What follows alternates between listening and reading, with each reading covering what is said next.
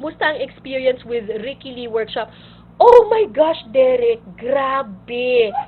Alam nyo, 30 years na akong nagsusulat ng script.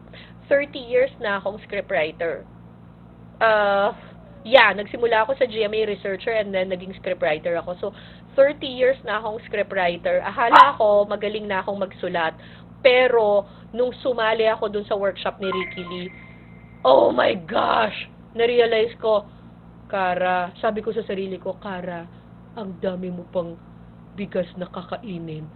Oh my gosh, na-overwhelmed talaga ako, na-humble talaga ako. Sabi ko talaga, ibang level yung genius nung Ricky Lee. Ibang level na genius. Tapos talagang ako, shucks, 30 years ako nagsusulat. Kaunti, kinder lang pala ako. Kinder pa lang ako sa pagsusulat.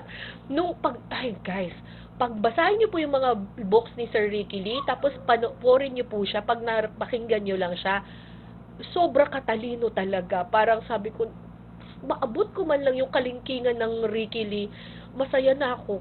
Masaya na ako sa buhay ko. Ang galing, guys. And ang dami kong natutuhan sa kanya. Super dami kong natutuhan. And, ito, sa mga eyewitness fans, may trivia ako sa inyo.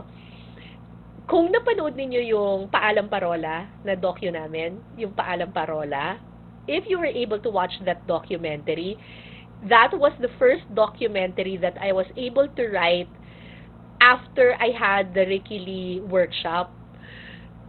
Ano po yun? Kaya po ganun yung pagkakasulat ng intro at saka nung conclusion, ng outro nung docu na yon. Influence po yun ng isa sa mga lessons namin kay Sir Ricky Lee. Ako ang gabay sa gitna ng dilim, ang tanod ng karagatan.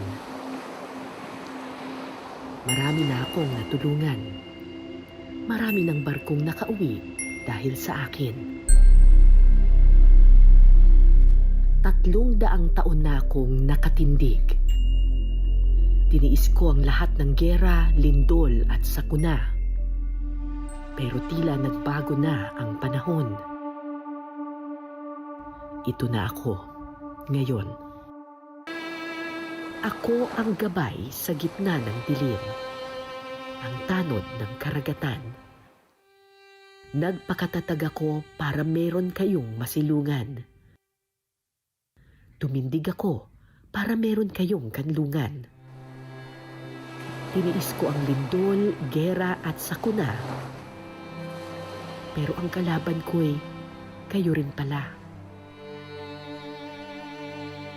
Sana pahalagahan niyo rin ako tulad ng pagpapahalaga ko sa inyo. Ako ang inyong ilaw at gabay sa dilim. Sana ako'y tulungan niyo rin. Ako ang saksi sa nakaraan. At ayoko pang magpaalam. So, marami po akong natututuhan dun sa workshop ni Sir Ricky.